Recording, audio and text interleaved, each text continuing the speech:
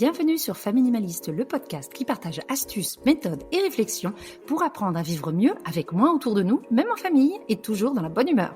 Si vous êtes nouveau ici, je me présente, je m'appelle Hélène, je suis maman de 3 ados, minimaliste depuis plusieurs années et professionnelle du désencombrement certifiée. Et si vous n'êtes pas nouveau, eh bien bienvenue chez vous et merci de votre fidélité. Dans l'épisode d'aujourd'hui, on parle organisation et concentration.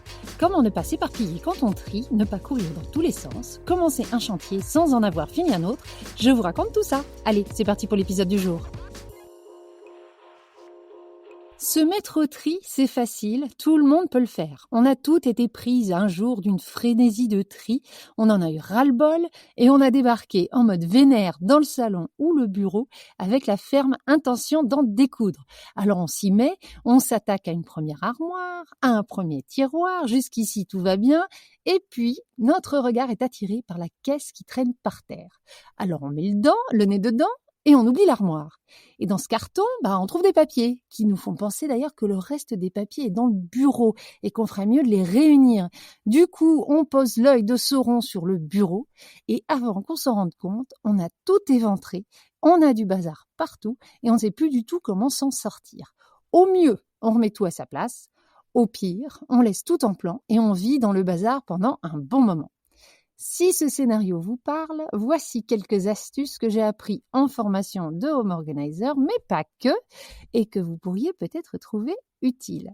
Donc le premier truc à faire, si vous voulez trier de manière efficace et que vous avez tendance à l'éparpillement, c'est déjà de bien planifier votre action. Par ça, j'entends bien choisir votre moment. Un moment où on ne sera dérangé ni par les visites, ni par les appels, ni par les rendez-vous en plein milieu, et beaucoup plus difficile, je l'admets, ni par les enfants. Il faut du vrai temps ininterrompu, sinon c'est l'éparpillement assuré.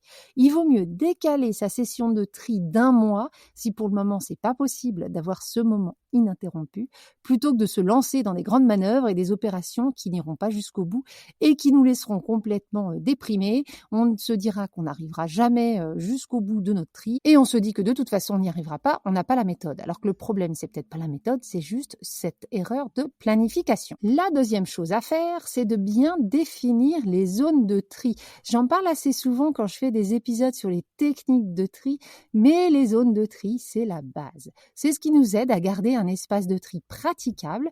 Ça nous fait gagner du temps quand on doit évacuer ce qu'on choisit de plus garder et c'est ce qui nous fait gagner encore plus de temps au moment de tout remettre en place. Ces zones nous aident aussi à voir si on avance comme on voulait dans le tri par rapport aux objectifs qu'on s'était fixés avant de commencer. Un petit coup d'œil sur les zones de tri, si on voit que la zone des objets à garder est beaucoup plus grande que celle des objets à sortir, alors qu'on voulait se débarrasser, moi je sais pas, de la moitié des choses qu'il y avait dans ce placard, on s'en rend compte assez vite qu'on ne va pas assez loin. Petit rappel des zones de tri et à quoi elles servent. La première zone, ce sont les objets à jeter. C'est tout ce qui est abîmé, ce qui est inutilisable. Et là encore, cette zone-là peut être divisée en plusieurs parties. On met tout le papier ensemble, tout le plastique ensemble. Voilà, on fait un peu notre mini déchetterie avec toutes les zones de recyclage. Donc ça, c'est la première zone, les objets à jeter. La deuxième, ça va être tout ce qui est à donner, donc ce qui est en bon état chez nous, mais on n'en a plus l'utilité.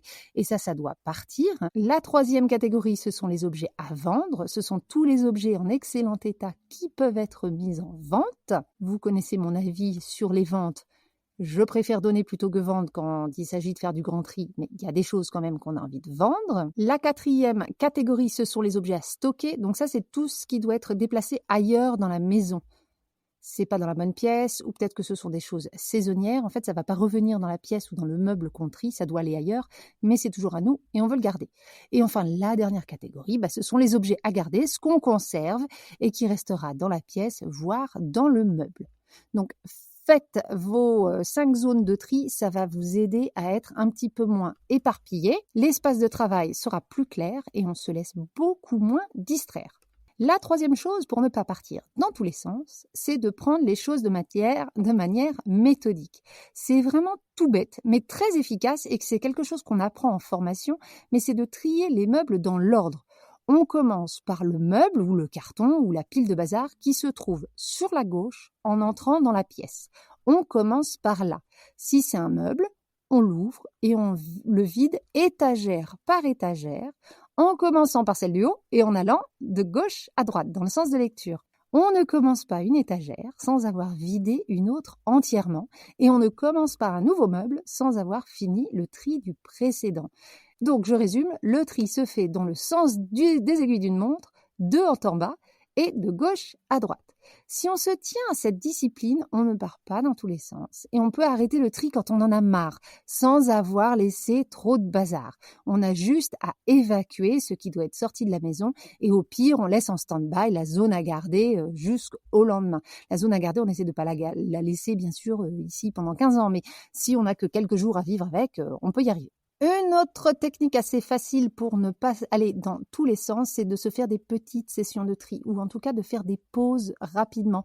Si on se met un timer et qu'on fait que des séances de 15 minutes, donc on fait 15 minutes, on fait un timer, après on fait une pause et après on s'y remet 15 minutes, petit à petit comme ça, juste par 15 minutes, parce qu'on sait qu'on a un temps limité, on n'a pas envie de se lancer dans les grandes manœuvres. Donc au final, on est obligé d'avancer un petit peu à pas de fourmi et ça force ce côté un petit peu méthodique. Si on sait qu'on a toute la journée pour, j'en sais rien, moi, vider la salle de bain, on aura peut-être tendance à aller dans tous les sens. Si on se dit non, je le fais par 15 minutes, qu'est-ce qui est faisable de faire en 15 minutes? On se dit peut-être juste une étagère, voire deux.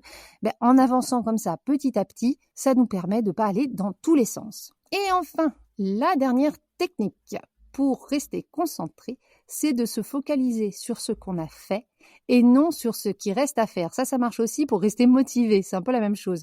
Si on passe notre temps à regarder dans la pièce et à se sentir accablé par ce qui se reste à faire, on peut avoir tendance à vouloir tout de suite passer à l'action et résoudre le problème. J'avoue que je suis comme ça, dès que je vois un problème, j'ai envie de le régler et j'oublie que j'étais déjà en train de régler un premier problème. Et c'est en faisant ça qu'on va sauter de zone en zone, de problème en problème.